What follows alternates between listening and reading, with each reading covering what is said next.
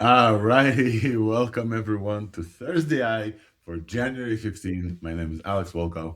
I'm an AI evangelist with weights and biases from CoreWeave, and I am super excited for today's show. If it's not clear yet, I'm super excited for today's show because we have not only do we have tons to cover, today we're going to do a deep dive into agent skills. We reported back on agent skills when Anthropic released them. Since then, they've been adopted as a open standard across multiple tools and multiple IDEs. And I think that kind of like MCP, though they're completely different, agent skills is something that the world is still slipping on. Many don't even want to try them. To try them without coding tools used to require a subscription to Cloud Code or Claude. And today we will not only dive deep into them, we're having a guest, Eleanor Berger, is going to join us to talk about them. I will also share how you can use agent skills without paying Claude. But all of that later. I'm very excited about today's show. If it's not clear, I'm also very excited to add my co-host for today. I have Mr. and Wolfram. I will just dive right in and ask you guys what is the biggest highlight of the news for you this week. We'll start with maybe Wolfram and then Mr. Yeah, so skills in anti-gravity that they build it in that is great. That's the best thing about the open standards when they proliferate, when they are used by others, and it really is a standard and can be used everywhere. So I'm using my Claude skills now in anti-gravity and it works. So I'm super happy about that. That's dope. Nistan, how are you? I'm on data janitor duty, so what I liked the most was seeing both Crush and Open Code just end up with an OpenAI deal to use GPT 5.2 Codex. Yeah. Because 5.2 just released and they had day one support for both the open source coding harnesses. So that's a very interesting development. But unfortunately, I tried it in open code, but I didn't do any work with them. So I want to give it a much more thorough test for both. I want to say for a bunch of folks on the podcast listening, tuning in, not everybody who listens to us is an AI developer. And I think that is very important for us to know as well. A lot of the early adoption of the AI insanity wave has been for developers. A lot of the early strong benefits to the economy came through developers adopting AI. And so we often talk about things like Cursor and Cloud Code and Crush and Open Code, etc. We often talk about them as though everybody who listens to the show knows exactly what we need. However, some folks are not developers. And for them, Anthropic released a tool this week that is specifically for them to experience the same kind of excitement. Everybody who's not a developer, they can still use a lot of these tools just by literally walking through your favorite AI agent, have them walk through how to get it started. The reason to use these tools is because I think it's clear this week more than any other week that I've seen that coding agents or coding harnesses for AIs that we talk about, ChatGPT, Claude, etc., they are generalized agents. If an agent can write code for you to do tasks, it's generally a generalized agent that can do everything else. It can do taxes, it can do cleaning of your desktop, it can do a bunch of stuff. And I think it's never been more clear than this week. And so I would encourage everybody who listens to the show who does not consider themselves a developer, for whom a command line is this, nah, I'm not going to open this type of thing, to open their minds a bit to two things. One, we now in this beautiful, beautiful world where you can learn anything and you can do anything just by having an agent pasting screenshots into it and having walkthrough. Two, all of the developers now, most of us, what we do is we don't write code anymore. We use natural language to achieve the task that we want. This shift makes non-developers more easily accessible to this world. And so most of what we do right now, or at least a lot of us, is babysitting agents. So I would encourage non-developers to not be shy and just dive in, because the benefits on the other side are wonderful. So this is my little spiel for this week. And I think with this, we'll dive into the TLDR because there's a lot to talk about. There's a big show ahead of us. And as a reminder, Eleanor Berger will join us later to talk about AI agent skills.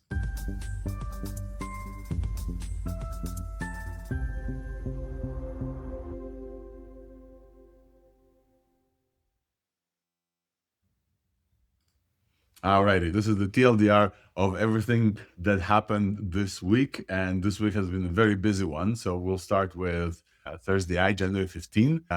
Today with you, Alex Volkov, AI evangelist with Weights and Biases. We have Nistan Tahirai, and we have Jan Peleg and Wolf from Ravenwolf joining us, and we'll see about other ones. And our guest today was Eleanor Berger. She's going to join us a little bit later to talk about agent skills, all about agent skills. We're going to start with open source LLMs. Baichuan M3, it's a medical LLM. Baichuan released M3, 235 billion medical LLM fine-tuned from Qwen 3, and they claim it beats GPT 5.2 on healthcare benchmarks.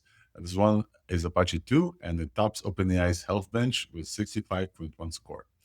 We also have a similar named company that's a little bit different. It's called Meituan, I believe. From the Meituan released Longcat Flash Thinking Agentic MOE. They have a fully MIT licensed model for agentic tasks, scoring 88.2 average on Health Bench, T2 Bench, and 73 on BrowserComp. So also super, super cool in open source. Not a huge week for open source, but definitely something. DeepSeek released a paper that we're not going to go into because it's super technical and I'm not sure how useful this is, but DeepSeek often releases like super, super cool technical things that we will cover, but they're not super useful. So I decided this week has been a big week, so we're going to skip this. In the big companies LLMs, we will celebrate the release of Claude Code for the masses. Claude Cowork, Anthropic launched Claude Cowork, which puts Claude Code's agentic capabilities into the desktop app for non-coders. Also on the web, you give Claude access to a folder and it can read, write, and create files and write code for you. And you don't even have to know what code is, which is great. We're going to do a deep dive on the show for this. There's a Chrome plugin to use the browser. We're going to mention this at length. So if you are interested, if you never tried to Claude Code because it's too complex, definitely listen to that segment of the show. Also, we have GPT 5.2 Codex, which is the coding version of GPT 5.2 for OpenAI, finally released via OpenAPI. Before this, it was only available in the Codex app itself. Codex is complex. It's an app. It's a model. Never mind. So GPT 5.2 Codex was finally available in the API. The main users are agent harnesses like Cursor, and the Cursor specifically used it to do some incredible stuff we're going to talk about. It's priced the same as GPT 5.2, 1.75 per million tokens. We're going to get to talk about GPT 5.2 because it is great for long-running context. All right, what else do we have? We're going to mention that Cursor used GPT 5.2 Codex to create a whole browser from scratch with over 3 million lines of code. So this is an example of GPT 5.2. Google has shipped personal intelligence in Gemini, which means it reasons across your Gmail, YouTube, photos, and search with explicit opt-in controls in the US and for pro and ultra users. And I've used it, and it's really, really funny when it says, hey, based on your recent Google searches, it looks like you drive this model of a car, but hey, you look for this one. Should I look for some other stuff for you? It's kind of like, I don't use Google a lot for searches lately. Having it know what I search, it's kind of like, it gave me a pause, but it's kind of cool. It's dope. We're going to mention this. A personal AI system is very important as well. So we're going to run through the drama corner super quick. We don't usually do this. This week, I just had to make sure that, you're not left behind on the drama that's happening. So there's a whole thing with OpenCode, which is an agent harness in the open source that Anthropic kicked off their API, not really their API, but their login system, blah, blah, blah. Apple announced that Gemini will power Siri and not ChatGPT with Apple Intelligence starting running on device in private cloud. AI announced a $10 billion Cerebras partnerships for 750 megawatts of compute, but that's only starting in 2028. And Thinking Machines, multiple co-founders and the CTO returned to OpenAI after being fired for unforward conduct or something. And Sumit Chintala is now the CTO of Thinking Machines. And I'm pretty sure the elves have left for Valinor is a reference to that. If anybody knows what I'm talking about, you're too online, get off, go touch some grass. I think that this is all of the gossipy and the kind of like news for this week. Oh, there's also gossip about Grok 4.2 coming out very soon, empowering the US government. All right, moving on. This week's buzz, a corner where I cover everything happens in the world of Weights and Biases core. We've Hacks 3, our main hackathon that we organize ourselves. We have a bunch of sponsors to help us. Is happening. This is the first announcement. You guys are the first to hear this. We only put up the page yesterday. I'm inviting judges. It's happening in San Francisco, January 31st and February 1st. You can sign up at luma.com/weavehacks3. Sign up right now because places are running out. The prices are insane. I'm going to be there to MC. All right, moving on. Vision and video. VO 3.1 updated with vertical videos, 9 to 16 vertical videos, and 4K upscaling output for better consistency and improved background details. You can use reference images, pretty cool.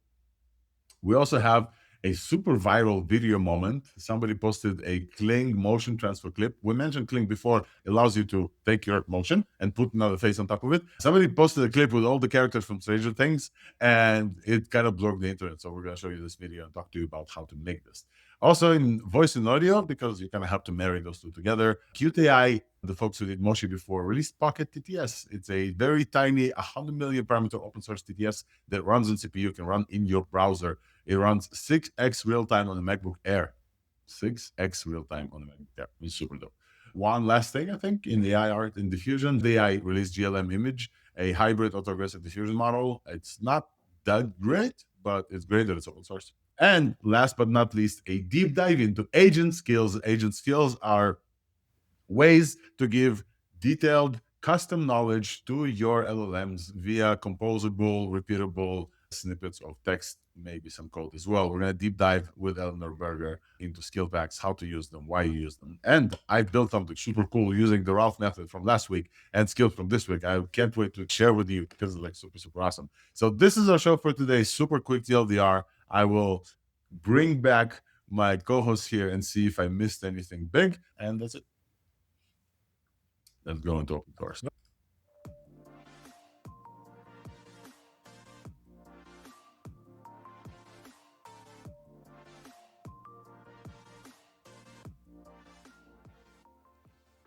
Open source AI, let's get it started. All righty, let's get it started. I think we only have the kind of the two-ish models. I wanted to talk about DeepSeek. They came back with the paper and the training thing, but didn't really see the point because we want to make the show useful for you with stuff that you can use. So Bytron releases M3, an open source 235 billion parameter medical LLM that they claim surpasses GPT 5.2 on key health benchmarks like health bench total and health bench hard, and hallucination rate is lower than others. That's pretty cool. This comes on the heels of OpenAI releasing OpenAI for healthcare. Anthropic this week also mentioned that they're releasing a bunch of connectors, Anthropic for healthcare and HIPAA compliance, etc. And now we have this like open source, Chinese open source AI that fine tunes Quen, right? This is Quen fine tune. Yeah, it's 22B active parameters and 435B. So you can actually run this on, like, if a doctor wanted to run it, they can actually run it at a usable speed. They would have to get an M3 Ultra machine, and then that would fit in there. But the model that they fine-tuned it from, the Quen 3 MOE, had very good medical performance, but also very good medical performance in multilingual mode. So I actually used that one quite a bit to do data set generation and data processing for LLM conversations. If you're going to make a medical fine-tune or a medical model, this is an excellent choice to start off from. Now, I haven't seen how their fine-tuning ends up being in multilingual mode because, again, that's pretty important healthcare-wise. Yeah.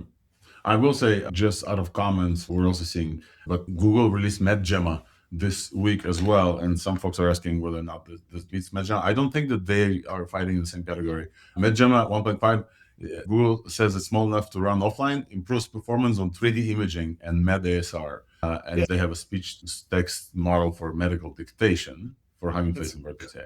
Completely different type of model. That's a 4B. This is a 235B. Yeah. But now that people mention it, it is an excellent pair to put MedGemma for the speech recognition, and then you can use this model for the actual test. I highly doubt there's like no chance MedGemma is anywhere close to this one. There's also the 27B MedGemma variant, which is more like a multimodal medical knowledge and reasoning model, not just for the image interpretation that the 4B is for.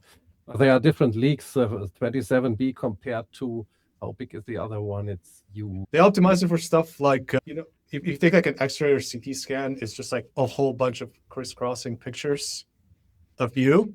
And this has to be able to ingest all those pictures at once and then make a judgment for all of them at once. So these do not replace each other.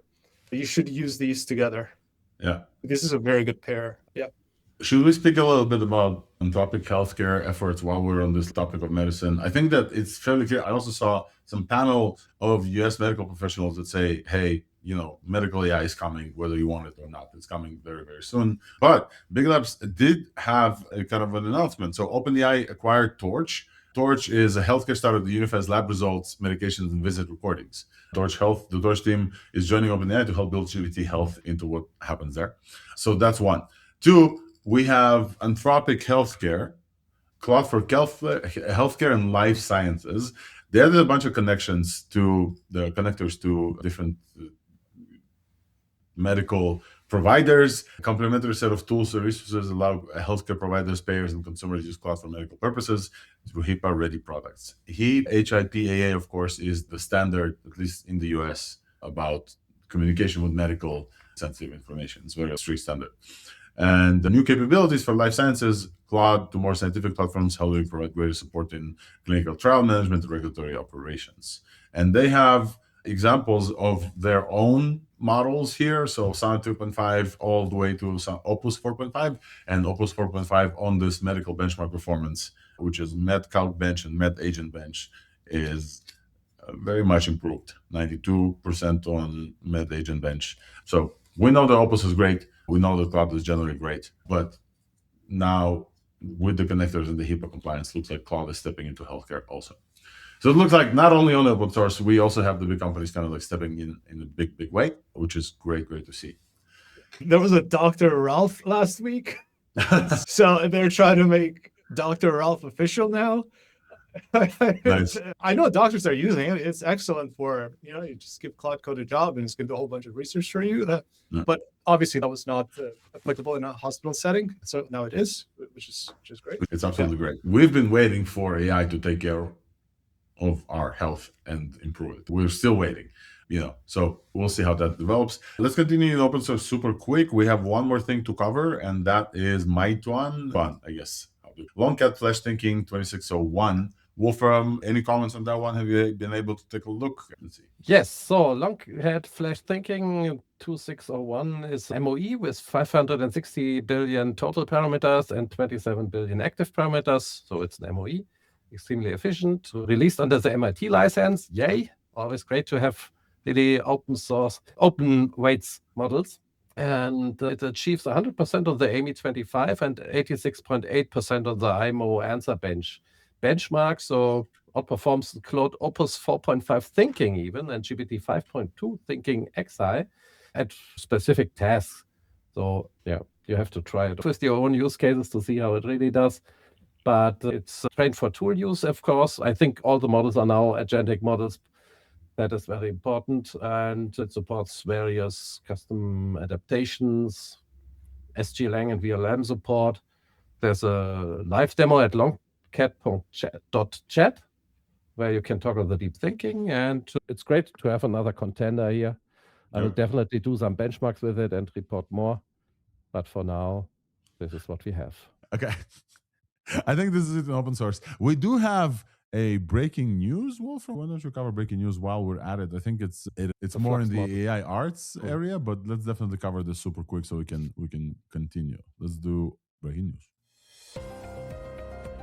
AI breaking news coming at you only on ThursdAI.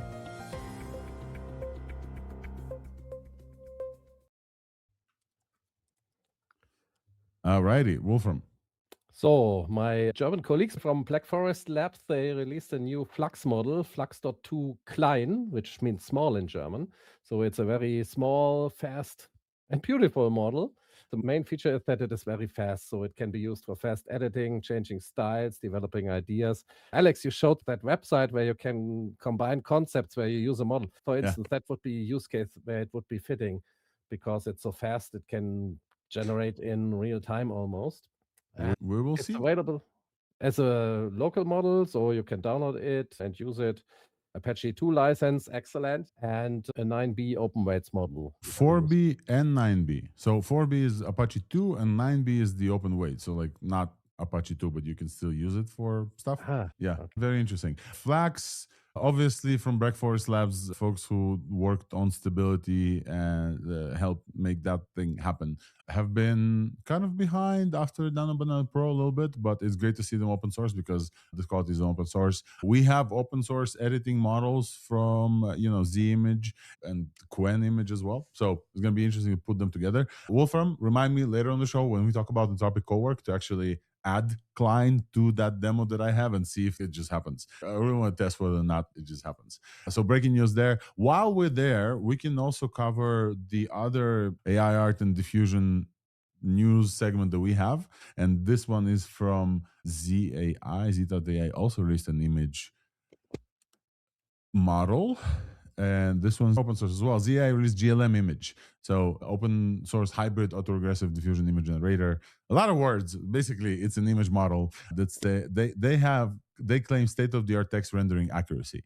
And I have here a picture of somebody comparing the two, and you can see that it's not the best. I will say though, it's really funny, Ryan, the amount of expectations that we now have from these models compared to the fact that like a few years ago, this couldn't render a minion that's like a cartoon character is absolutely insane. But yeah, they claim to have a state-of-the-art text rendering, which is great, and we know it's very important. So they have a benchmark that detects text performance in image generations, and that one they apparently beat. This is kind of the big news here. Let me see, zoom in for you guys as well.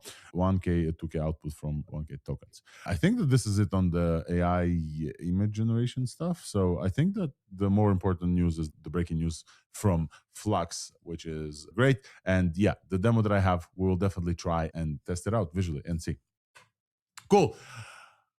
I think it's time for us to go into Big Labs. I think there's a lot of stuff happening in Big Labs. Do we want to start with the partnerships and drama corner? I really I mentioned this in the TLDR. Always fun. Yes. So it's very, if it bleeds, it leads type news reporting. We are known not to do this on ThursdAI for a while now. We're known for the deep technical dives into open source, and we bring the neckbeards, the geeks to dive into open source. But this week is just so much. There's a lot of stuff happening in the world of AI that's not applicable right now, but it's very, very exciting. So yeah, get the popcorn.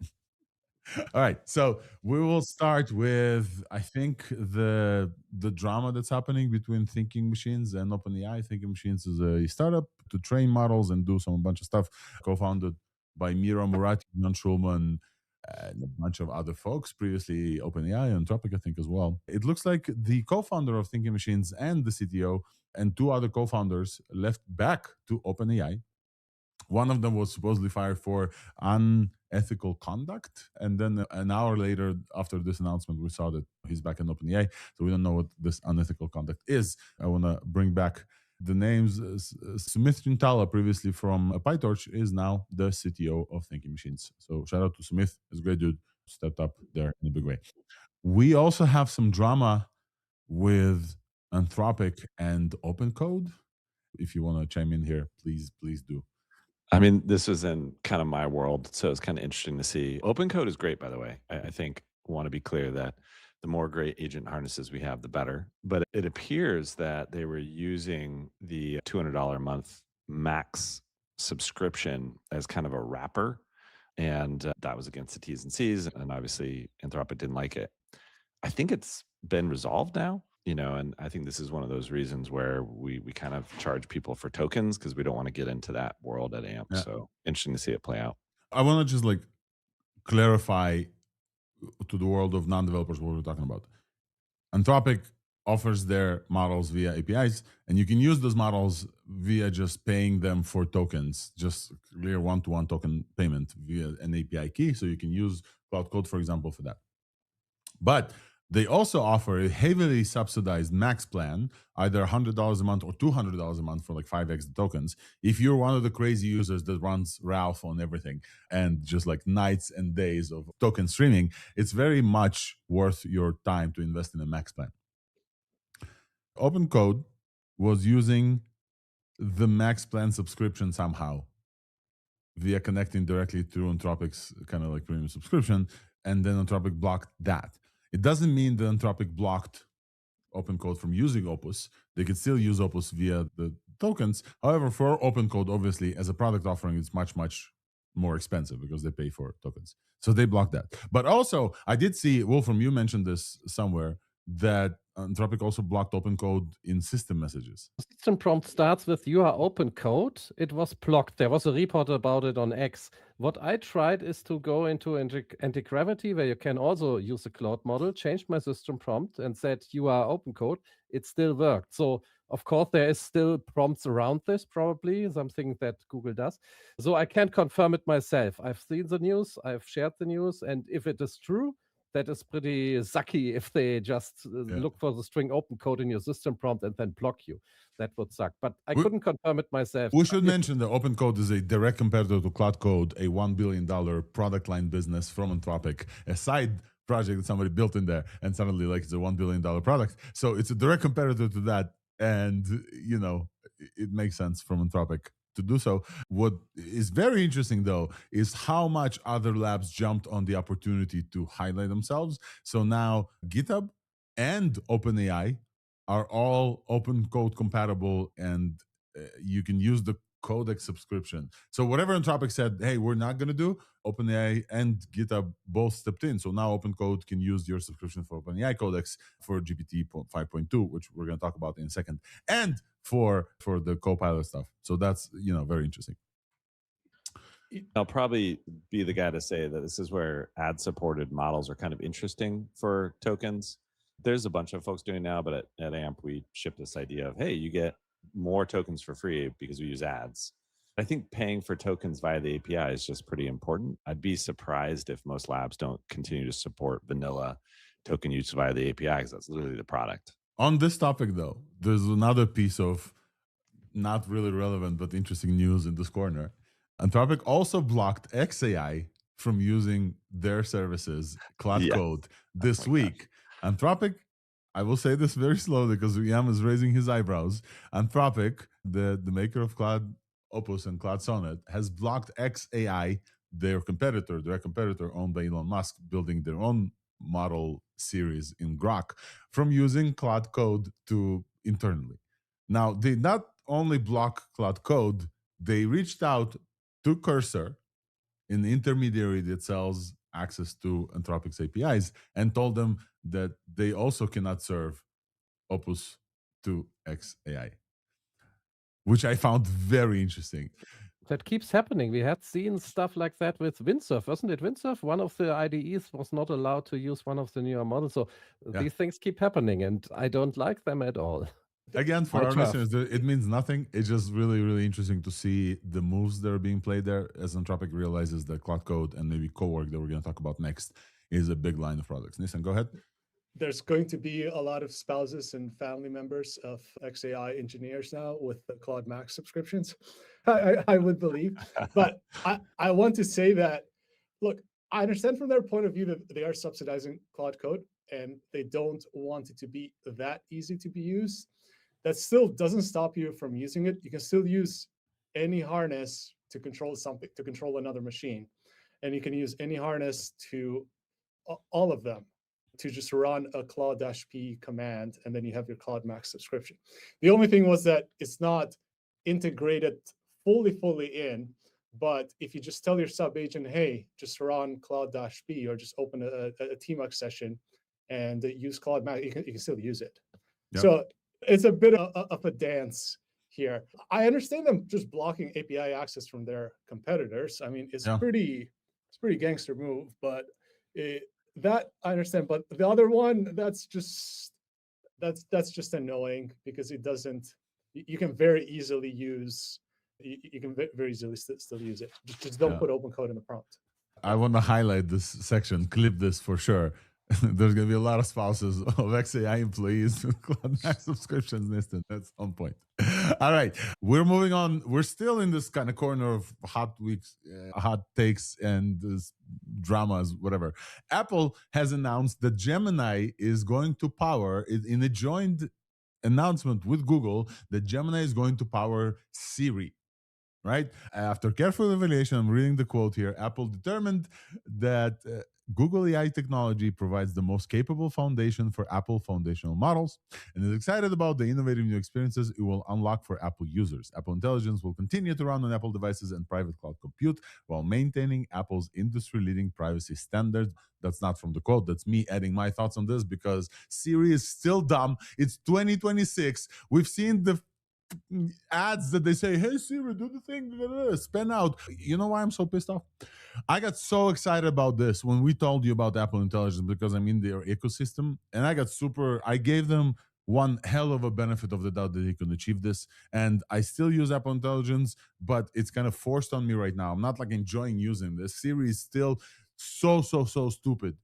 And it's time that Apple steps up. It's a $3 trillion company. They have all the money in the world to train their models. They're playing footsie with OpenAI. Now they're playing footsie with Gemini. Meanwhile, all their users are sitting and not getting into the world of AI. Siri is still really dumb. Bella Ramsey is the person in the ads that they pulled from YouTube because they didn't deliver. I think it's crazy that Apple doesn't have a large language model. Like it's just unbelievable they aren't one of the model labs. Like I think all of us are just we're just throwing our hands up and saying, how did this happen? Like, we'll do it now. Like fund a lab team. They have the cash, train your own model. Like this is crazy. You have the money. Just go. There's like talent out there. You can offer $2 billion to Mistral. You're gonna buy them. I'm not sure this is a good move for Mistral, but like it's ridiculous how far Apple is missing out on this thing. The AI ML team at Apple, somebody named them Aimless. So I had a real world moment where, I was outside of my Twitter bubble where we all talk about AI all day. And I was in a cab on the way to the airport. And the gentleman said, well, teach me about AI because I said I'm in AI. And I said, well, do you use ChatGPT? And he's like, yeah, I do. And I'm like, oh, okay. Like, how do you do that? And he said, look, and he talked to Siri. And then it says, can I use ChatGPT? And so he thought he was using ChatGPT. And then at the end of the ride, I said, let me help you install actual ChatGPT. So we went, I like onboarded him onto it. It was hilarious. And it was just interesting. Like, so now we saw some of that connection. So I guess they're going to think they're using Gemini. Like, yeah, it's very interesting to me that Siri is very dumb. It's smart enough to know that it's dumb. So it's like, I cannot answer this. Let me hand it off to ChatGPT. And then it does. This is the connection, the kind of the behind the scenes connection. It's still very stupid, but now that apparently will go to Google and Gemini. It still will call Apple foundational models, which is ridiculous naming because it's not. Okay, I'm done. You know what? Let me turn positive for a second. I'm hoping that this will actually deliver some good experiences. I am hoping. Gemini are great models. Like I've been using Gemini. We're going to talk about Gemini personalization next. Great models. So definitely I'm hoping that this is going to be helpful. On the topic of partnerships, OpenAI announced a partnership with Cerebras. They have the huge like wafer scale chips that we talked about. The partnership for 750 megawatts of high speed compute. The point of Cerebras is when you run some stuff on their chips, the throughput is insane in the 2000 tokens per second for smaller models. It's absolutely bonkers. This deal is apparently $10 billion deals. It's inked for 2028, so nothing usable right now. But just imagine ChatGPT streaming at the speed of Cerebras. I'd be very happy with that. Like, it's not that ChatGPT is slow. So it's still pretty fast. It's just very interesting that this deal is happening where NVIDIA just bought Grok with a Q, the compute also specific ASIC chips for inference. And now OpenAI is partnering with Cerebras. So the fast streaming companies, there's one left. There's three of them. There's Grok, Cerebras, and Sambanova, right? And I think we covered all three of them. I think we had representatives, all three of them on the podcast. Now Cerebras is partnering with OpenAI and Sambanova is somewhere. Very interesting tidbit that I saw about this is that when Elon Musk, Sam Altman, Greg Brockman, Ilya Sutskever all co-founded OpenAI in the beginning, Elon Musk tried to get Sam Altman to buy Cerebras back then. And I think one of the reasons why the whole thing fell off is because he said, "Hey, we'll buy this to Tesla or whatever," and they didn't want the integration with blah blah blah. So it's very interesting. I think we covered all the spicy partnerships and news that are not really useful but fun to talk about. I think we covered everything. Anything else from the Twitter drama world you want to cover? This is me trying to compete with TBPN and their timeline reaction segment where they talk about just like X. All right, let's dive into big companies and APIs. There's a lot to talk about. Anthropic announced Claude Cowork, which is hard to describe. It's easy to describe to say this is Cloud Code for the masses if you know what Cloud Code is. But apparently, there are people outside our bubble, like the folks that Ryan helps install ChatGPT in taxis for, and those people have no idea what Cloud Code is. So how the hell do you explain to them what Cloud Cowork is? I'm not really sure. But let me try anyway. So assume that you don't know what Cloud Code is. Cloud Cowork. Just one thing, you also have to explain to them how much it costs. I If they want to use it, they need a broader subscription, which starts Yeah, at that's true. That's true. It's only for right Max now. subscription right now For now. because it's a research preview. But Claude Cowork is an agentic local running product from Anthropic that uses the best in-class models and also doing some coding for you without you thinking about this and can do a bunch of stuff on your computer. Currently only Mac, currently only for Mac subscribers, which is $100 to $200 tier, depends on how much you want. I think it's a good enough description for CloudWork. I did a video on CloudWork that exploded, and I think the reason why, Ryan, last week you went mega viral. This week it is I, because I asked Boris Cherny, the guy who created Cloud Code and works on Cloud Code, how much of Cloud Cowork, the new product, was written with Cloud Code. Boris Cherny answered 100% of it, and I also clipped, I forgot his name, Felix, I think. I also clipped a video from Chipper talking to the guy that created Cloud Cowork that he said, we did this in a week and a half in Anthropic. So this Week was, and a half. yes, this is Felix Reisberg. He joined Dan Chipper and he said, this is us sprinting for a week and a half. And this went also kind of viral because this makes no sense to regular people. It makes sense to us in the raw world, but it makes no sense to regular. All right, folks, this is Cowork. Cowork is a UI that sits in Claude Mac app. I think on web as well, but it's only useful on the Mac app because it connects to your file system. Claude Cowork is basically, for those of you who do know what Cloud Code is, it's a wrapper on Cloud Code for non-techie people. It can do a bunch of stuff. They claim it's an early research preview, and it's been not vibe coded, but it's been like Cloud Code coded. It's basically vibe coded for a week and a half. It has progress tab on the right. It has artifacts. Artifacts are kind of like HTML pages, etc., that it can do for you. It has context which you can add, and it has connectors. Connectors like Cloud for Chrome. Cloud for Chrome is the ability of Cloud controlling Chrome browser and run and click different things. Why is all of this important? Is because it can achieve some tasks for you. So the type of task that they suggest here when you have the suggestions is create a file, organize files, prep for a meeting, make a prototype, etc. But the thing that I wanted to highlight is code agents are generalized agents. And this is the realization that Anthropic had when they released this research prototype, because many people over the winter break, they had some time, they learned about Cloud Code, and even non-developers started like building things and having Cloud Code with the Chrome extension achieve a bunch of stuff, do taxes for them, etc. So we're going to do live something. I really want to show Cloud Cowork and how it works while also achieving something. So Wolfram, you said that I had a demo with the AI image generators, and I think I can find this demo, and we can add Flux context to that, right? Let's do that. We're going to choose a folder. Cloud Cowork is mainly successful because of the security stuff that they have. So they are sandboxing the code that they run to that folder using some virtualization metrics. So they do sandboxing virtualization, which is very important for security, because when you run code on your computer, it can do bad stuff. And we've seen many people for whom it deleted whole repositories. So we're going to try to find our Infinite Fun extension, which is the extension that Wolfram you mentioned. This is the Infinite Fun extension. We'll open this guy up. It requests access to the thing. And then we will ask of this guy, can you find out which models my extension supports right now? So first of all, I'll just let it read the files, figure out what's going on. But then also I'm using FAL. So it basically learns on the fly of what's going on in the folder. So you don't have to do any type of like context engineering. It will learn. It gives me an example. Okay, this is the image generation models that it currently supports. FAL's the image turbo, and any file math can be by prefixing with FAL. Dope. So now it already understood. Wolfram just sent me the link. Copy link address.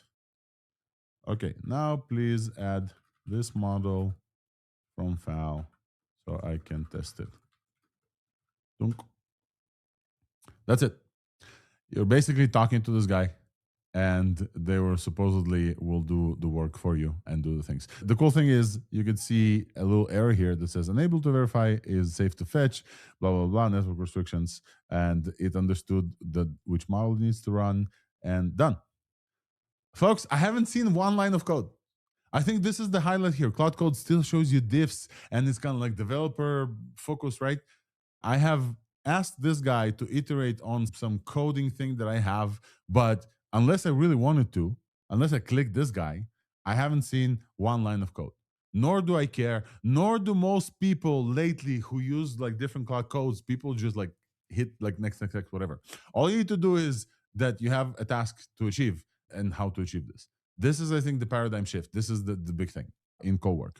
We definitely should test if they're working. Ryan, meanwhile, feel free to comment. Yeah, I mean, this is the same reason why Ralph took off, right? People are realizing that the model is good enough to complete specified tasks well without micromanaging, like very well. So this is just an extension, a UI on top of that. And I think you're going to see a lot of agent harnesses move towards a UI that's much more like this and much less code based. The best devs in the world that I know now don't write any code by hand. I also noticed the change if you have used the Claude Code extension in Visual Studio Code, for instance. It used to go to the terminal all the time, and they replaced that now. And by default, it now has a text pane like the anti-gravity, for instance. So even there, they have moved more to a more end-user variant in a way. So more user friendliness. Yeah, that's coming. I think that this is it. Flux 2. Let's see. Save settings. I think that it worked. It didn't say Flux 2. Oh, wow. Yeah, it does work. Let's see here. It's taken a while, but it does seem like the thing that Claude Cowork did for us is working. And it does seem like we're generating images with the new Flux, with the small Flux. The 9B. Yeah, the 9B. 9B. I think it's client, but it's still like fairly slow. So I'm not quite sure what's going on if it did the work. So for that, we will go back and do look at the code, right? So we have if image path, blah blah blah blah blah, files, the image turbo, client 9B. Yes, this is how it looks, and I don't know why. Yeah. So Claude Cowork did the work for us, and it absolutely took a second and a half. Here's the interesting thing. The example that I showed you right now is a developer's example. I had a project on my computer that did some stuff, and I asked it to edit some stuff. I knew exactly what to add, where to edit, even though I didn't look at the files. I knew I was the product manager for this thing. Claude Cowork can do so much more for you. So one example that they show is a stupid example that immediately everybody understands. Sort my files on the desktop, which is, it's a really funny example because nobody's going to use this. Nobody cares, but everybody has like a big messy desktop. You can just open desktop here. Let me choose desktop in here. Can you code? No. Can you use Vim? So No. I know what I like and I don't like. I am decisive in what I prompt. Yeah. What do you get paid for as a programmer? People are going to be like, the confidence that I have in my taste, that my ability to express has proven helpful for. It's the era of the idea guy. It's the era of the idea guy. The idea guy who used to be paired with a coder now is the idea guy's time. So basically, here's a very simple example of Claude Cowork that can do some stuff for you without coding. Obviously, it will run commands, but you don't care. He found 3 versions of Road Central on my desktop, all package installers and the app, both zip and a package. You already installed these. You can safely delete the installers. Old files for MP3 files, blah, blah, blah. images, app bundles. So Claude Cowork for any task that you have on your computer. I think the most important part that we didn't cover yet, there's two parts. We're going to get to skills, so this can use skills as well. But the connector, I think, is a very important part here. I have a few connectors with like NA10 and Cloud and Chrome. So the Chrome connection is very important. This is very similar to Atlas browser and the Comet browser that we talked to you about a lot. This is now Claude, Opus, etc. can run stuff in your browser, so it can help you connect things to like go into my browser and do some research in Twitter, for example, and then do this and do this. I think that's a huge connector. Claude can also do this via this connector, so it's not like a huge new thing. But I think the combination of writing code locally, plus being able to go to the browser, I think this is a big combination there. And other connectors are Google Drive and Gmail and Google Calendar and a bunch of other stuff. And obviously, Anthropic came out with the MCP spec, so every MCP there is supported.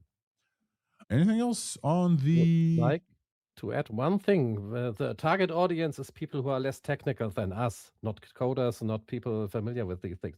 And they have to watch out because we are using Git for everything. So when AI does something for us, we can revert and check in, check out stuff. If you are using it on your files, on your system, be careful what you are doing, because I guess a lot of people are not even having the backups. And if they are using this tool without some safety nets, watch out what you do. Yeah. Be careful.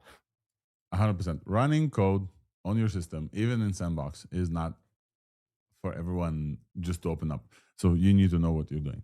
Any comments, folks, or we're going to move on from Claude Cowork? I got super excited about this. Many people got excited about this. It is a research preview, so it's still robust. Again, written in a week and a half sprint. 100% of the code was written with Claude Code. It's just fucking insane. I think it's basically that. Yeah. I mean, I looked at the scope of this like feature.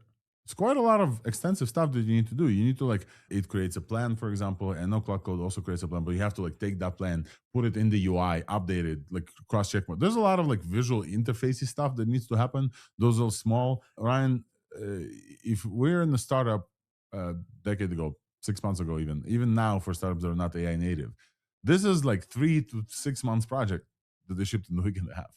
This Easy. is so much. Just so much. Yeah. I mean, the amount of work we can do now is just staggering. It's an exciting time to be alive. I want to address this comment from Mark Erdman. He says, quick poll. Is there anyone who doesn't use --dangerously -skip -permissions? --dangerously skip permissions is a flag for Claude Code, not the product that we just showed, Cowork. The Claude Code, the command line app that allows it to stop asking you for every time it wants to run something and just run and do commands for you. And those commands sometimes can be rm-rf and really delete some stuff, or rebase on Git, delete some stuff. So many people run with dangerously skip permissions. I tend to not do that unless I know exactly what I'm doing. I have it on, and honestly, it has never done anything super bad to me. Now, I'm sure that will happen at some point, but I have 3 local checkouts of my repo, and I work across them instead of using Git trees, and I've honestly never had anything too bad happen. What scares me is migrations on prod. I've had a couple times where it was like, I'll run that migration on prod. I'm like, no, you won't. So there's a couple of things like that still freak me out. All righty, go ahead. And welcome, by the way. Didn't you have Claude wipe your PC or something like that, right? Actually, nothing too bad ever happened to me. Look, it will happen at some point. I'm constantly running. Dangerously do, yeah, dangerously do whatever you want. We have an alias and bash RC for all of them to just do whatever they want. But also, I have my computer backed up like every couple of days, so I'm not that worried. If I wouldn't have this backup, I'm not sure that it would be a good idea. So I think it's somewhere in the middle. If you have snapshots or Git or something, you can let loose, because at the end of the day, it saves time. You don't need to approve everything. You can run stuff in parallel. There are real benefits to do that. However, I mean, yeah, I mean, I've seen horrifying things like Claude going, yeah, I'll just I don't know, I'll just make sure there are no tests that fail and then delete all of the tests and so on. I feel like everyone that talks about this doesn't know how to use Git or something. I mean, this is literally what version control is for. So I don't understand it. This is not rocket science, people. This is what version control is. Other than messing with your prod DB. Yes. Databases and migrations definitely on production is hard. All right, folks, we're moving on. As just quickly before we move on, as a reminder, the show does not have any sponsors. The only sponsor we have is Weights and Biases, my employer, Wolfram's employer since recent as well. And we have a corner here that talks about Weights and Biases called This Week's Buzz. I have some news for you. Let's go to This Week's Buzz before we continue with the rest of the show.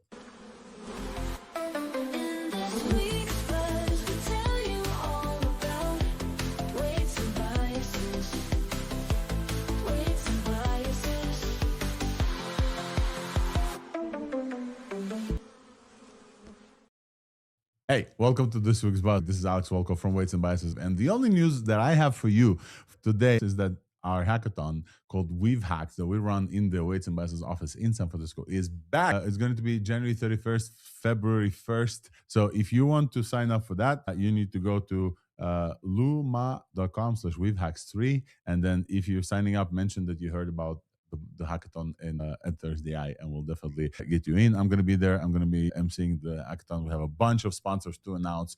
Great panel of judges as well. You'll definitely be viewed by some top of the people in AI in San Francisco. I'm really hard working behind the scenes. The most amazing panel, the most amazing prizes as well. The theme for this hackathon is self-improving agents, and we're so stoked to see you there and to see what you're going to come up with. There's so much to work with. There's the Ralph loops, there's skills, there's amps, there's cursors. There's so much to just do in a hackathon. Hackathons in 2026 are just some of the more fun time that you can have. If you want to take some break from your work, come down to San Francisco. If you wanted an excuse for your boss to fly down to San Francisco for something, this is a great excuse as well. So I'm looking forward to seeing you guys there. Let's continue with the show. Alrighty. Oh, we're back from the little break. But yeah, I'm looking forward. All of you guys are invited as well. If you want to be a judge, let me know. All right. The next thing on our list for this week in big companies and APIs, a huge thing, is GPT 5.2 Codex was finally released by OpenAI. They have announced and talked about this, and we talked about GPT 5.2 Codex on the show back in December. And then it was really surprising, they did not release it to anyone. So you could use 5.2 Codex within the Codex app, and I think ChatGPT. No, you can't use Codex in ChatGPT. It's only within the Codex app.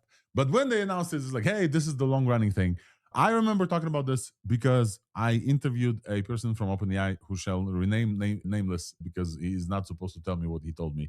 But basically, this model was the longest-running model he ever saw. And he ran this model on one prompt for around a week on and off for one prompt with an exit criteria. So this is like on something on steroids. And, not tons of people that we know use Codex. So not tons of people got exposed to this. I've heard it's very methodical in a good way. I actually want to try it for that, but I haven't done it yet. It just takes too long. That's the only thing I'm hearing. So when they try to use it as the main, they're like, yeah, it just takes too long. So it's now supported few. in Cursor and GitHub Copilot and VS Code and FactoryDroid and then Versal Gateway as well. I gotta hand it to these companies. Implementing a model like this, like it seems like a string replace somewhere in the backend, but it's not really because every harness has its own things. And we're having a lot of folks in comments saying that it's great for code reviews, for example. This is the state-of-the-art model on Sweetbench Verified, which is saying a lot. Because we saw this release and we haven't been able to try this. Even now, we're all here sitting, we all have experience with different tools. For one of us, the container didn't start, the other one wasn't able to use and replicate. Like the accessibility of a model makes a lot of choice of how developers will use and accept this. LDJ, go ahead. Similar to what Nissen was saying, for a lot of medium to somewhat hard tasks that Opus can do, I would say 5.2 Codex can often do them as well, but it tends to take longer, and that seems to be a big downside of it right now. And compared to 4.5 Opus, which seems to much more efficiently use its time and being able to get similar accuracy with at least medium kind of difficulty tasks, but faster. But when it comes to things that are really hard, especially if it's something like what Nissen was mentioning, like bugs, it does seem to be especially good at certain niches within code, like such as like finding certain bugs, or maybe doing certain kind of, people have been kind of switching between like Claude and 5.2 Codex for certain planning things, I know. Yep. But I don't know if you were going to bring it up too, Alex, but there's the Cursor team. They ended up writing a Yep. browser from scratch. So I think that's something worth going over. Yeah, this is the next segment on the show. I will just say before this, the two things that I want to highlight in this model. We talked about them when the model came out. It's state of the art on Sweetbench and Terminal Bench Pro. It supports environment capabilities, etc. It's supposedly like very good at design as well. Remains to be seen, but it has native context compaction support. Compaction is a feature in coding harnesses and coding tools that says when it sees that the end of the context window is coming, and this end is coming very fast lately because everybody's streaming a lot of code and super quick. Basically, it's a way to tell the model, hey, look back at your history, compact it. By compacted, it means delete all of the irrelevant things, the different code diffs, file diffs, etc., irrelevant things. Keep only kind of summarize the conversation history and then start a new chat so that we'll basically be able to continue talking. We all know that the more you talk with the model, the longer you talk with the model in one chat, the stupider often it gets. And the reason is because like it starts to lose the beginning of the conversation and you're talking to it like a person and you're expecting the person to remember, I think I have the context of every conversation I had with Ryan, at least generally, right? Like we know where we are, we know kids, etc. Blah, blah, blah. So like we have some context. When you talk to a model for a long time, it loses some of the context and then it like becomes stupider. So context compaction is the way to deal with this. You basically ask the model itself to look at the conversation history, summarize this, and put it in a new chat and kind of like start from there. Native context compaction is a support built into Gemini GPT 5.2 Codex. Too many AIs, and this means that improved token efficiency for long sessions is significantly improved. And to highlight why this and how this was affected, LDJ brought up the very interesting point. Codex, the AI coding IDE, have used GPT 5.2 to Cursor. That's why I get stuck. Okay, I'll start again. The AI native IDE that's been blowing up in like a $20 billion valuation. It's so like crazy. Cursor has been using GPT 5.2 Codex, and they have ran this for almost a week straight. And they have built a browser seemingly from scratch, not based on Chromium, which is most browsers are based on, seemingly from scratch, which is an insane achievement. I think it's like around 1 million to 3 million lines of code. This is when we talk about like, hey, the world is like vibe coding. This is on the extreme end of this. This is like very important to tell you like how extreme this is. It's just like this guy Wilson from Anysphere from Codex built this. It's just like an insane amount of code was written for this, and they built like entire router from scratch with text shaping, layout engine, CSS cascade, and HTML parser. Building browsers is hard. It's very hard. I would even say it's very, very, very, very hard, because there's a reason why most browsers today are based on Chromium, and there's the layout engine, WebKit, etc. And apparently they run this in Rust. Complete web browser includes custom HTML parsing, cascade layout, text shaping, painting, a custom JavaScript VM. This marks a monumental stress test for agentic coding with nearly 330,000 commits pushed during the experiment. They ran hundreds of concurrent agents using a planner worker architecture, with GPT 5.2 outperforming other models like 4.5 for long-running tasks, thanks to the superior instruction following and sustained focus. I'm pretty much speechless. Yeah. We got to do a Codex Ralph versus an Opus Ralph. I think it'll be fun. But so here's a question. I don't know if Codex needs Ralph. The whole point of Ralph is automation and hands-off, and investing as much in pre-planning, and then have it run, and not have the context kind of run away. I have a hot take on this. I do not think auto compaction works. I think if you use these tools, right, you'll find that you can't compact out what you actually need out of a thread. We don't do any black magic with compaction at AMP because I don't think it works. You run out of context, you start a new thread. This is the reality of large language models. They do not have medium to long-term memory. It's not built into the architecture, and that's not solved. I think you have to be honest and realistic about the fact that you really can't compact threads. This is why the Ralph model works so well, is every thread has fresh context. Mm-hmm. And I think what people need to admit right now, where we are with architecture, is that really what you have to do is you have to have tasks that are atomic and small, that have clear acceptance criteria. And you could have 1 million of those, right? And then you could run 1 million threads on that, and that would work. Nistan, what do you think? There is a little bit of an abstract form of in-context learning going on as you inference and as you fill the context window. And part of the reason, I mean, we don't know exactly, but why it gets dumber is that if you're just repeating a lot of the same information back and forth, it's just kind of like having repeating training data. But again, this happens on an abstract level, and that's why it tends to get dumber by the end.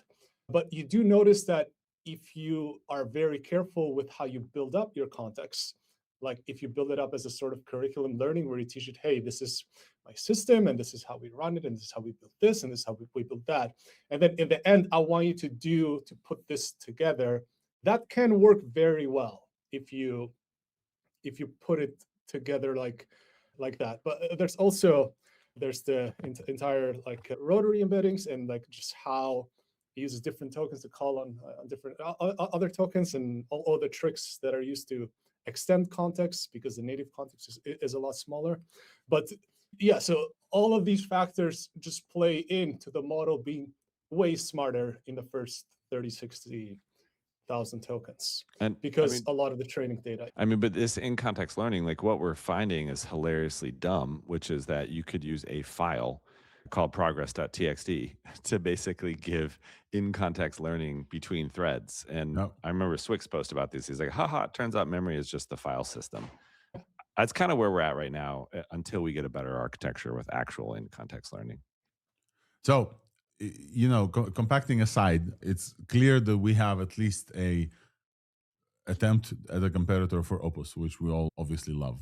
And I think it's very interesting that so far it was very hard outside of Codex, which we, again, have a bunch of folks in comments right now blowing up and saying Codex is the shit. Folks, you should try it, and we'll definitely give it a try. But outside of Codex, there was not a lot of use because nobody was able to use GPT 5.2 Codex outside of the Codex product itself. It's very interesting that stuff like Ralph Wiggum, the loop itself, and the trust in file system is the whole point is to like have fresh context for everything, but still keep it on task. Running for a week straight, running 3 million lines of Rust and 30,000 commits with hundreds of concurrent agents and billions of token processed is very impressive, regardless of what we think.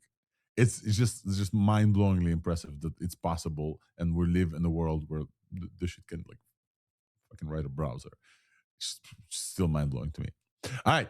If you have been testing, leave us in the comments if you're listening on the podcast. I would love to know what's your opinion about GPT 5.2 versus Opus. It does definitely look like a competitor. It does look like Grok 420 is going to come out and not be a competitor. I think Elon kind of admitted this. So we covered the new OpenAI. The last thing I want to cover before we go into skills deep dive, folks, is that Gemini is stepping in to the age of personalized AI.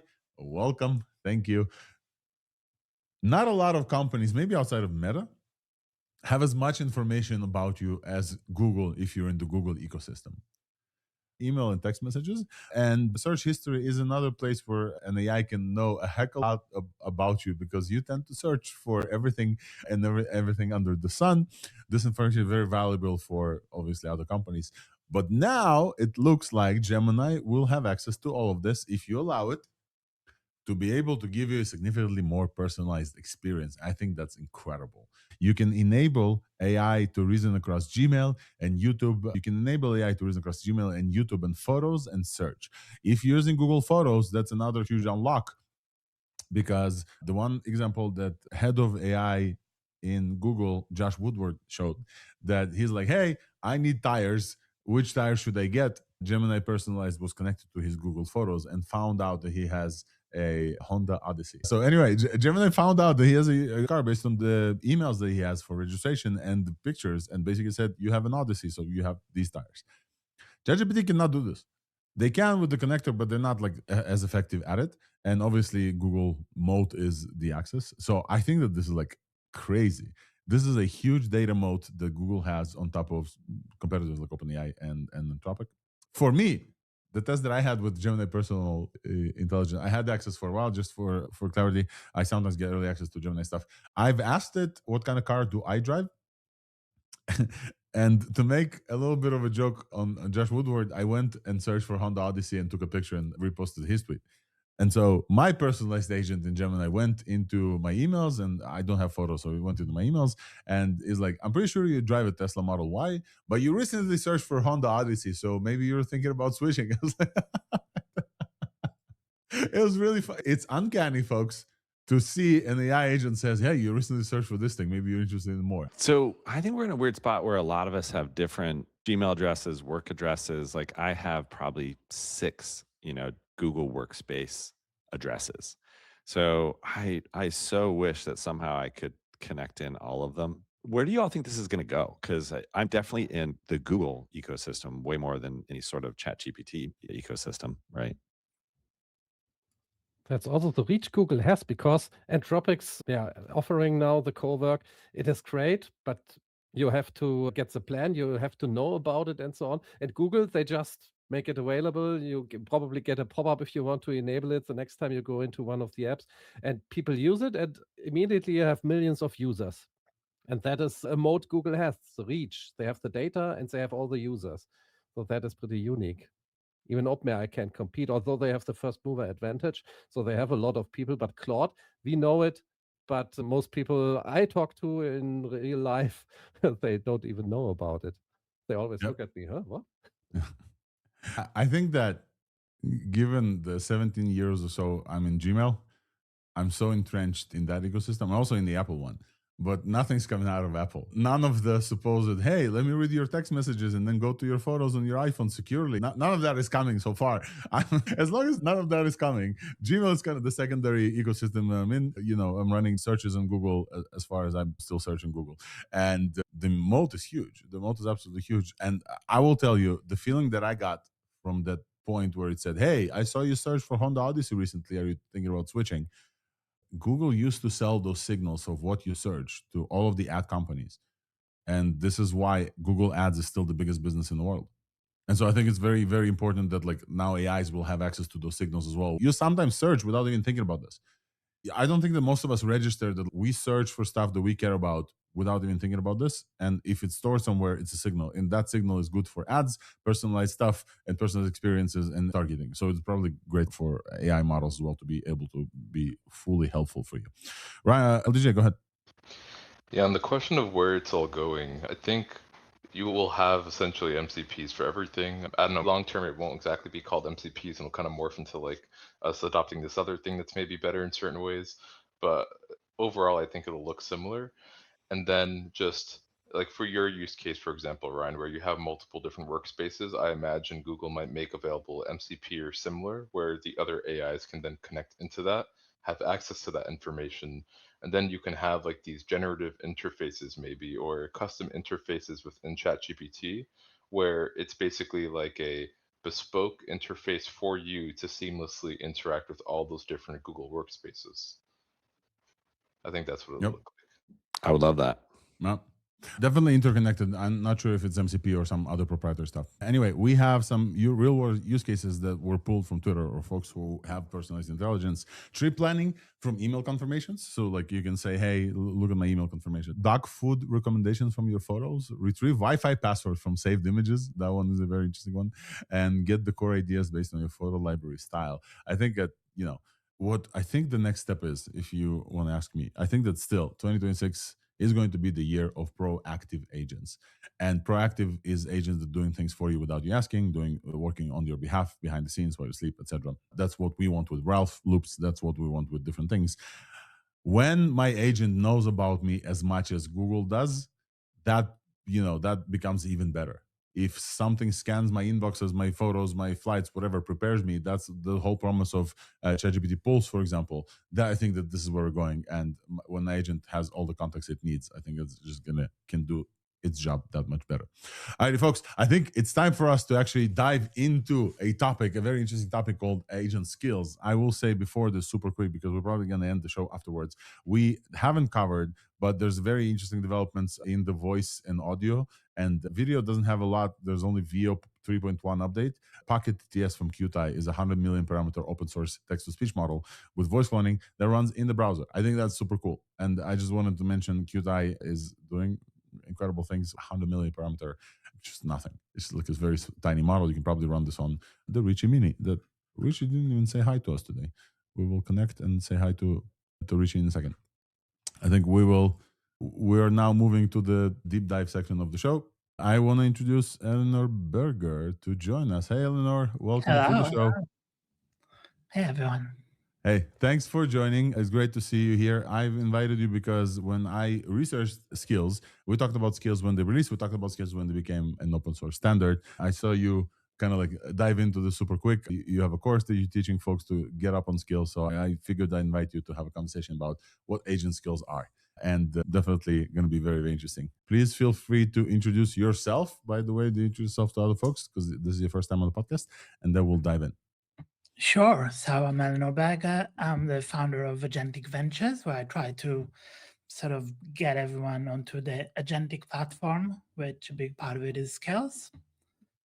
I became sort of a self-appointed evangelist for skills, which is a bit funny, but I'm super excited. I kind of saw skills when they were just released as kind of a Claude thing and realized that this is going to be big. And so I've been a little bit obsessed since then and kind of put a lot of effort to learn them, created and shared a lot of skills. Now I have like a series of tutorials on my YouTube channel and the website where I try to kind of help people develop the mindset rather than just get a recipe or like a technique, understand how to think about skills as a way to customize things. And I teach a workshop now that's kind of a bit more hands-on, really helping people get into using skills. That's great. What is so exciting to you about skills? Let me just like ask you straight up. What is the main kind of draw in agent skills before we get to like what they are and how to use them, etc.? There are really two things. One thing is just that there's a standard. So it's been real frustration to everyone working with agents, mostly the coding agents, but now they're becoming a general purpose thing, that you had this, like every agent had their own ways of setting things up, and some of it quite baroque with rule files that match on patterns, and you install them in all kinds of different places. Finally, we have a standard. Everyone agrees. It's now very widely adopted, I think, pretty much by all of the big agents. I think this last week saw Cursor and Anti-Gravity and Gemini CLI. They were the last ones not to have it. They now do, at least in their canary channels. But the more important thing, and this is more of a conceptual thing than a technical fact, is skills are an admission that we now have general purpose agents. So we have general purpose agents that know to go on and on and on and call tools and all of that, and that have an execution environment, a computer they can work with, maybe your laptop, maybe a VM or a container in the cloud. And that's all you need. They do everything you need, except that they don't know what you want to do, and like your knowledge, your workflows, all of that. And that's what you have skills for. So they're very simple. They're just markdown files in a directory. When it finally clicks that, yeah, we have this powerful general purpose intelligent system, and we have this very simple mechanism to customize it, that's the big unlock. So super excited about that. So the big unlock, I was super excited to talk about today's show, specifically because agent skills clicked for me, I think, in the past week or so. I've been following you for a minute. I think you started popping on my radar when you started collecting the support, and I saw that the support for this open standard is more and more available throughout. And I collected some of the support. So from chat agents, the places where you can chat with an LLM, I think Claude is the only one that supports it. OpenAI doesn't support skills yet. Gemini doesn't support skills yet, etc. In coding IDEs, in integrated development environments, I think pretty much across the board support. Cursor supports it, I think, starting from this week. This is the big news that we started from, and this is why I wanted to cover agent skills. Windsurf has been supporting this for a minute, even though they call them something else, but fine, it's still skills. Anti-Gravity announced support also this week. Who else am I missing? Well, AMP have been the first, I think, one of the first ones to adopt it, so shout out to them.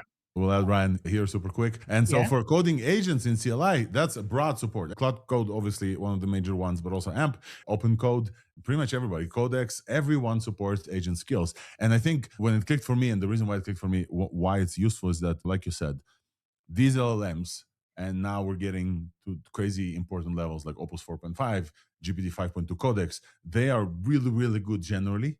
At some point, though, you need to steer them and give them domain expertise. Domain expertise is where it's at, where you as a developer, you get onboarded to the company, you learn a bunch of this domain expertise. So when you're expected to execute tasks for this company, you are expected to have this domain expertise. Domain expertise doesn't come from anywhere. And it's a big issue to give this domain expertise to generalized models like Opus, etc.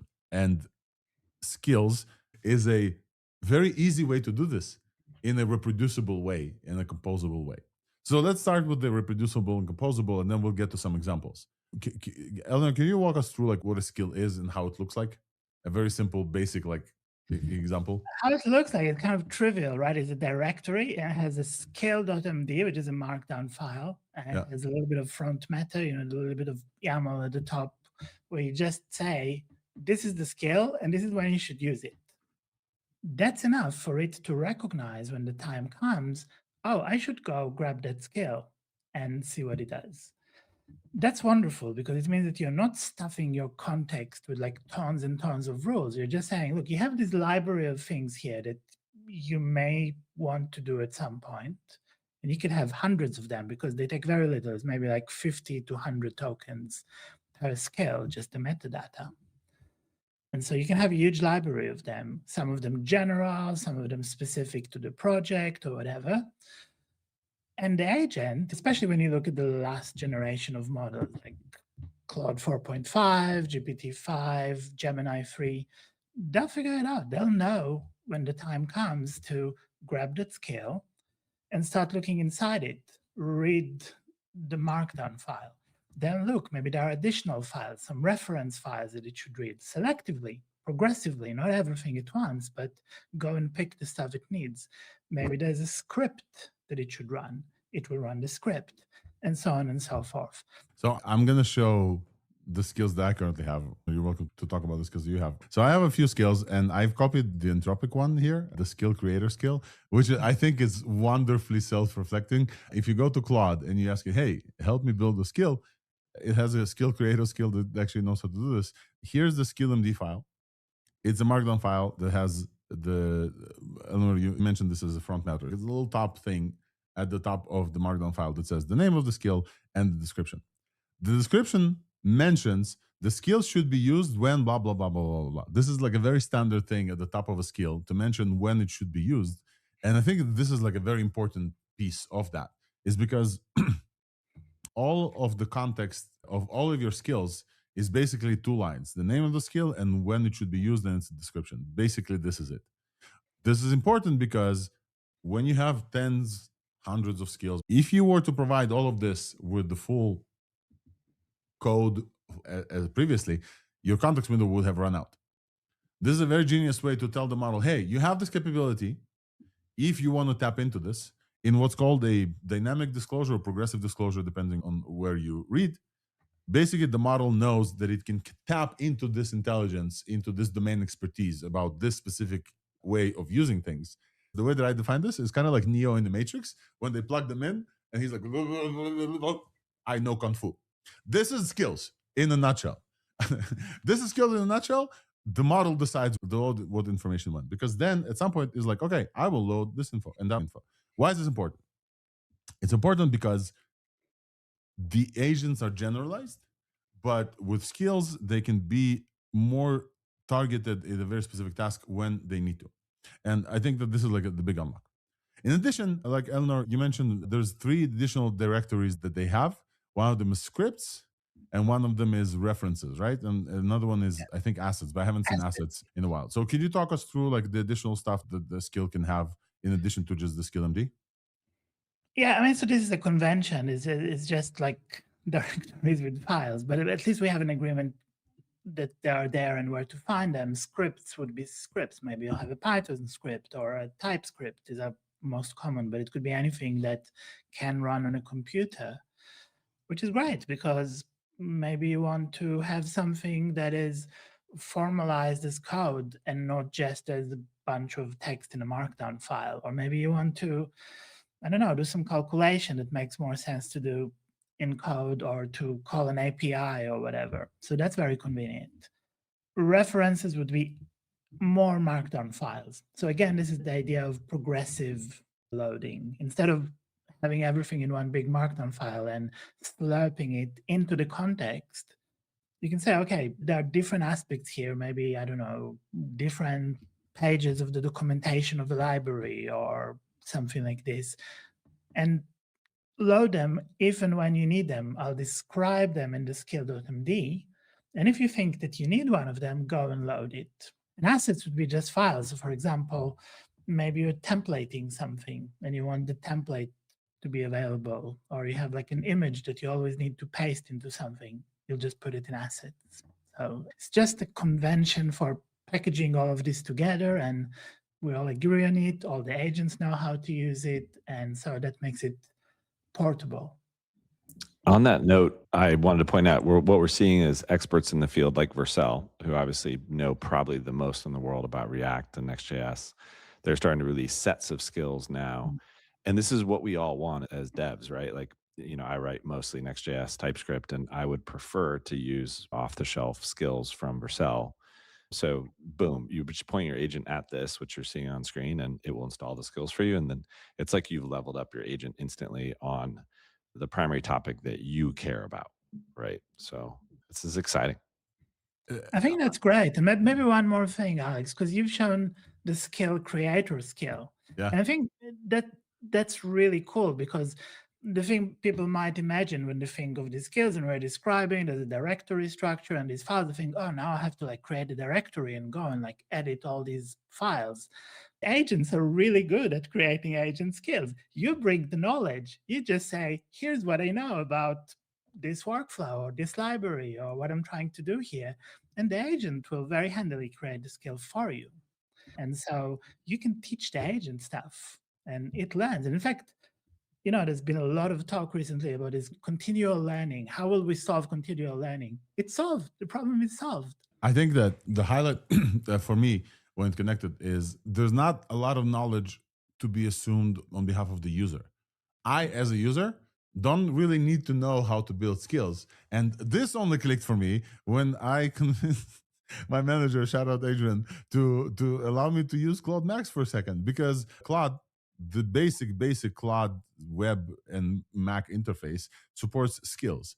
And if you go here into settings and you go into capabilities, I think, and you scroll down, you have skills, repeatable, customizable instruction, Claude can follow to any chat, and then you have example skills and the skill builder, internal comms, etc.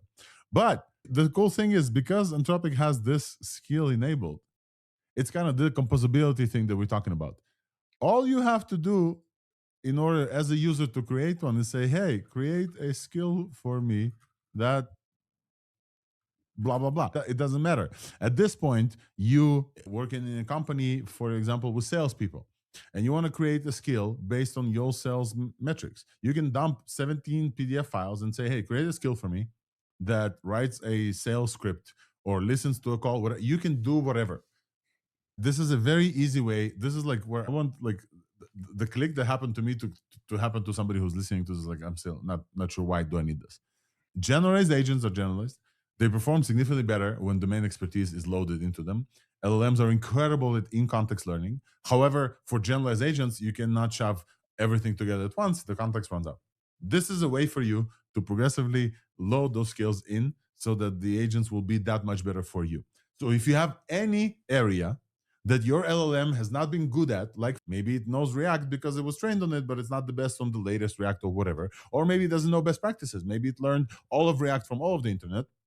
You can take the skills that Vercel just released, which is the top ninjas in the world of React. Obviously, they know the best about. Load up your LLM with that skill set, and then look at your React app and say, hey, now with this new skill set, review what I have and tell me what's wrong. Tell me how to improve. You can do this with sales. You can do this with marketing. You can do this with literally everything else. You can do it with taxes, everything else. You bring the knowledge. Skills is making sure that the agent, the generalized agent, can actually execute on this. I think this is the big unlock. This is the big connection for me. Eleanor, anything to add that I missed there? Yeah, maybe one more thing. I think that will be more interesting to people who've been working a lot with coding agents over the last year and even more. Just to realize that skills, they're like the Joker card of customization because they replace everything. You really don't need anything else. So we used to have this very rich toolbox of commands and hooks and a million different things. You don't need commands anymore because skills are basically the equivalent of commands. You don't necessarily need hooks that much anymore because the agents are so good at following directions. You could just specify a workflow and when this, then that, and they'll follow it. You don't need MCP servers necessarily because you can just tell in a skill like, look, this is how you connect to this API, or this is how you run something locally on my command line. And that's an adequate replacement and lighter. You don't need apps. So a lot of the things I really like to do with skills, there's like something that like previously I would have built a little app for myself. But why bother if I just have some of the functionality and I'll dump it in the skill and I'll tell it, the interface will chat or you'll present some questions to me. Now I have like my little tool encapsulated in skill. So skills are all you need. I know that it's a little According at all, skills are all you need. I love this. And this is why I brought you, Eleanor, because you've been highly focused on skills. The thing that I'll add that also clicked for me for code, right? So we previously on the show talked about coding agents or generalized agents, right? So you have Claude Code, and many people use Claude Code to do their browsing taxes, etc. Claude Code, the reason why it's generalized is because it can run code to basically execute everything that it needs. Here is the thing that clicked for me. When you add code in a skill like this, so I have the skill creator, it has init skill PY, package skill PY, and quick validate PY, right? These are three pieces of code that we know works because we ran them before we package them in the skill. When you have a skill with a code that's like dedicated to this like one API code with like one specific thing, the agent doesn't have to write code from scratch every time. So the generalized agent technically can write this code because it can look up the thing on the internet. It can know how to write this. It doesn't have to write every time. It can just reuse the tool. This reduces variance because not agents hit all the code at once. This reduces debugging. This reduces like a bunch of stuff. When you package your skill with the specific tools it needs, like API tools, etc., they will repeatedly work versus agents trying to come up with different things from scratch. I think this is like a big unlock as well. I'm gonna add Wolfram because Wolfram, we both talked about skills. I think you're also like took a look at them. You got excited about your skills working in anti-gravity this week. What's your take on this whole thing? What else is a point where people who are listening to us may say, this is too complex for me. I don't want to get into this. This is too complex. And they need to, because then it will click and their life will be significantly better. For me, initially, it was the other way around. So I read about skills when Anthropic announced it, and I thought, so what? I have my skills in my system prompt already. So that's how I got started. I had some stuff like I want my AI to take a screenshot of my desktop so it could see what I'm working on. And I put it in my system prompt. And that is exactly what happens. The context blew up. I had so many tools, or not tools, descriptions of how to use tools and stuff in there. And now we have a standard, an easy standard. It's not complicated. You have the skill builder. You can just follow the standard. And the cool thing is the harnesses are being set up for using the skills. So they auto ingest them. You don't have to prompt the agent and tell it in your system prompt, hey, there are skills, like I'm using the Claude skills with anti-gravity. It works beautifully. And yeah, it's like Eleanor said about apps. You could just go ahead and write your scripts and do some apps and stuff like that. One thing I implemented with a skill is a to-do list manager. So I give it a screenshot, or it takes a screenshot for me with another skill, and then it manages my to-dos, puts them in the proper format. All of this information, how to do that, I put it in a skill. And the AI has the description, how to add to-dos, how to manage to-dos. And it knows by itself, if I give it a screenshot, it looks at it and says, you can add it to your to-do list. So like you could have written a to-do list app, but now you just give it your general purpose agent, you give it the skills, and suddenly it can do all these things. So yeah. Less Thanks, complexity. Wolfram. Eleanor, I want to get to maybe one last question from you in terms of like maybe examples. Maybe examples will hit for folks who are not like connecting yet. You've built a few skills for yourself as well. I will just like repeat these three things that connected for me. This is simple to build, simple to add domain knowledge to your agents.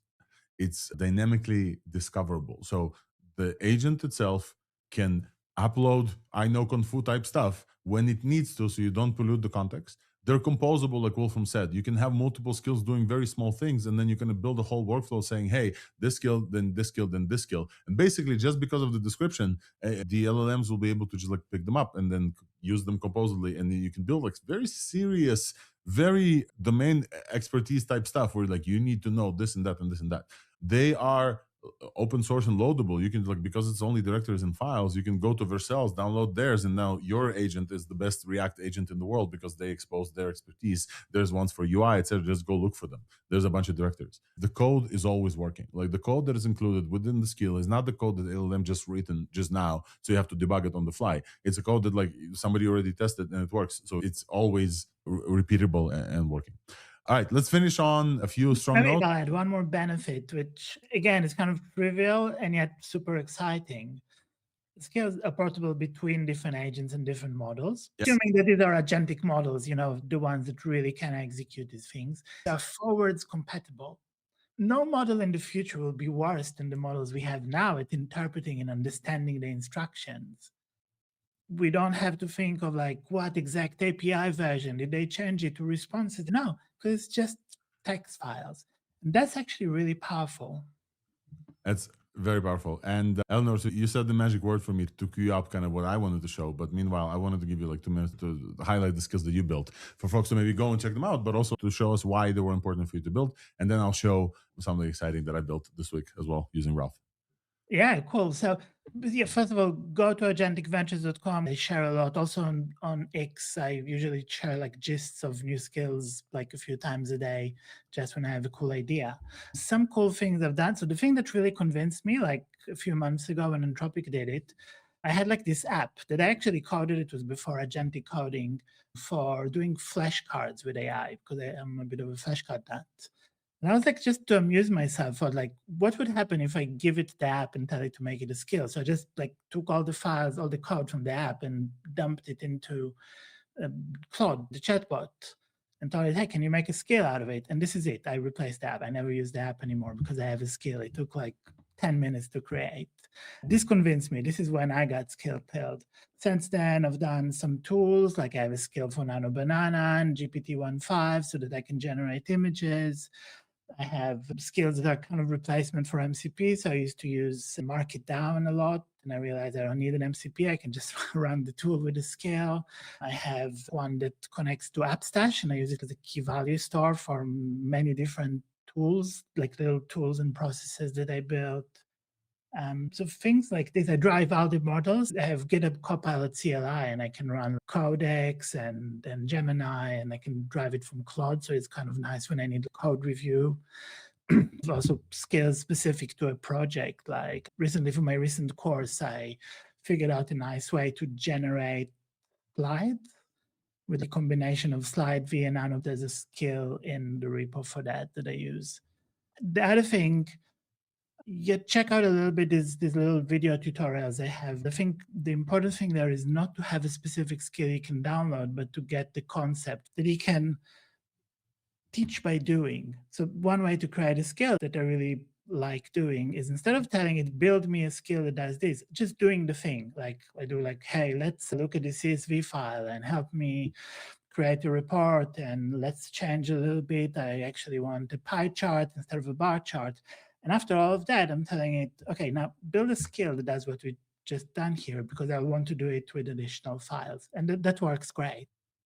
So, I think that there's a lesson here for sure. Thank you so much for joining us and shining the light on skills, the thing that you got built super quick. There's a lesson here. And I've seen many people say the best way to build skills to get started is, if you use an AI a lot, like a specific AI that has access to its chats, review all my conversations with you. Here's the skill spec. You just send the skill website itself and say, build me a skill that can for stuff that I do repeatedly with you. And then the AI will find out itself what you do repeatedly. And I have to create the infographic stuff. I have to summarize news in a specific way. All of these things I will now turn into skills. I haven't yet, but I will.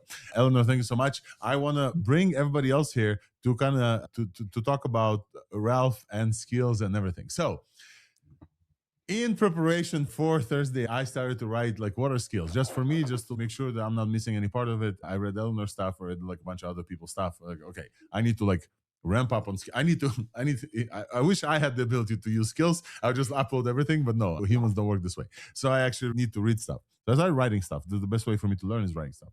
And then at some point I stopped, was like how to use skills.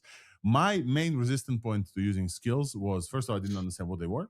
I had Claude Code, whatever. And second of all, I wanted them in the chat interface with Claude. I didn't want to go to Claude Code, the CLI, etc. I wanted them in chat interface. And the only chat interface, as far as I know, that supports skills is Claude, the web that you need to pay for. I haven't paid for it until this last week. And now I am a max subscriber, at least for this month. And then I was like, can I use skills with other chat things? No, yes, no. And then I remember last week, our friend Ryan Carson here, that drinks coffee, taught me about Ralph. And Ralph is a way to have your agents code anything that you want. And then I also remembered that I have this app. It's called Chorus. Chorus is an app that lets you talk with any LLM that you want and compare the answers between three models. So it works with OpenRouter. Right now I have, for example, Codex and Gemini and Anthropic Cloud Opus. And it uses the API behind the scenes to kind of talk to them. So it's not entirely like Cloud, but it is very, very close. And then I remember that Chorus just recently went open source because the guys who built it are focusing on something else entirely. And then I remember that I have Cloud Code Max subscription and I know Ralph. And basically I know what I need. This is the big reveal. I've added skill support to Chorus. And now you can use skills, the same skills that you have already installed with Chorus on every LLM out there. So GPT 5.2 Codex, the one that was released yesterday, you can now use it with your own skills in a chat interface. You could obviously use it in Codex and all the added support. When I say I added support, this is me defining what I want and building a Ralph loop for a Claude Code to actually go and build everything. And when I say everything, it took 3.5 hours. You can see the new settings panel here in skills, including the icon that it chose completely. You can see the skills themselves with a refresh button being loaded from my file system, the directories for skills. You can see kind of the extraction of the markdown front matter, which describes what skills are. And now with the skills are also enabled. So now you can ask, what skills do you have? And these models, obviously, Opus is skill-pilled like we are. But here's an example of GPT 5.2 Codex, a model that was used just yesterday, knowing that it has a daily prep skill and a skill creator skill and a thumbnail creator skill and a ThursdAI blog writer skill. And all of these skills are now cross-supported for all models. And you can ask, and you can see the comparisons. You can see the models answer differently with different speeds. And you can install this right now. If you want to use skills and you don't have the cloud subscription and you want to run or test out skills with a skill creator, you can use this right now. I will add the link to the show notes. But basically, it's on my GitHub. It's not yet in the official app. It wasn't accepted. But 3.5 hours, like 4 or 5 different UI components, extraction of skills, understanding of how to inject them in the context, all of this. And now we have the ability to run skills with any LLM. This is the way that I learned skills, by using skills. So, question on this: now that you are a skill pro, and you should probably sell these, is are we going to move to a skill marketplace? Because I actually spent $200 on a set of skills from the Boring Marketer, and it was worth every single little penny of that. So I'm kind of curious how skills are gonna shape out. Eleanor. Yeah, I think I'll finish on this. I think a lot of companies already understanding why skills are very important. They're easy to manage. You can turn your docs into skills, etc. You can like build a AI agent that are domain experts internally. You can share skills via Git. That's also something we should mention, that the skills can be global to the user or local to the directory. So every product that you have can have its own skills and how to build this directory, how to test it, etc. I think that the marketplaces will come, but also many people will just do this for free, like people do it now with end-to-end workflows, where people understand that, domain expertise is not enough. Folks, this is the reason why I was super excited about the show. I was able to use skills. Let's call them agent skills because we have actual skills. I was able to use the skills that I learned on the show last week to develop this thing that I think if I were at the startup doing traditional software development, this would have taken a week and a half planning out, doing the PRD, writing the settings plan, talking to developers, talking to designers, like a whole thing. This just happened in like 3 hours by using the skills that we kind of bring you here at the edge of agentic coding. It's incredible. The time that we have to live in is incredible. I'm very, very happy that we are dedicated to knowing everything that happens and bringing you everything that happens every week. Skills is a big thing that I really wanted to for quite a while. As we were MCP skilled last year, now we're skill build as well. And there's a big appreciation in my heart for everybody who comes and shares their knowledge and gets people excited. And hopefully some of you who were not skill build before this week's show are. Alex, I'm going to give you an idea that I think will make you a lot of money. I think you're very good at preparing for podcasts. I think you're very good at producing podcasts, and I feel like you should make some skills, and we will all buy them. All right. Please do that. Thank you. I have a bunch of skills that I need to prepare for the show, but the one skill that I do have is finishing ThursdAI with a big end of show credit. So, folks, very exciting week in AI. We just finished talking about agent skills, but before this, we talked about GPT 5.2 Codex, and we talked about Anthropic Cowork, which is a new offering for non-techie people to run code on their computer. There's a lot more in open source that we've covered for GLM, and skills from labs like Vercel that can uplift your agents to new heights of technology skills that they have. If you missed any part of the show, and if you tuned in live, everything is recorded and edited and boiled down to a newsletter and a podcast that will release on Thursday. I really appreciate everybody here. Ryan, Carson, LDJ, Wolfram, Raven Wolf, Jan Peleg, and then we have Eleanor Berger joining us as a deep dive into agent skills. As always, ThursdAI is available everywhere where you get your podcast. It's free. If you want to support the podcast, the best way to do so is, well, you can support on Substack for $6 a month if you want to, but also to just share it with your friends and give us a 5-star rating everywhere where you listen to a podcast. It's been great. We'll see you here next week with a very, very exciting thing. I think that next week, I'm going to tell you about CloudBot. I'm coming very close to tell you about this incredible, mind-blowing thing that none of you know about yet. CloudBot is that thing, and it's just really, really something. So look forward for next week. It's going to be also exciting. Thank you so much. Please, if you're in San Francisco, come join our hackathon. I would love to see you there. And with that, have a great week and look forward to the rest of the show recorded. Bye-bye, everyone. Bye-bye.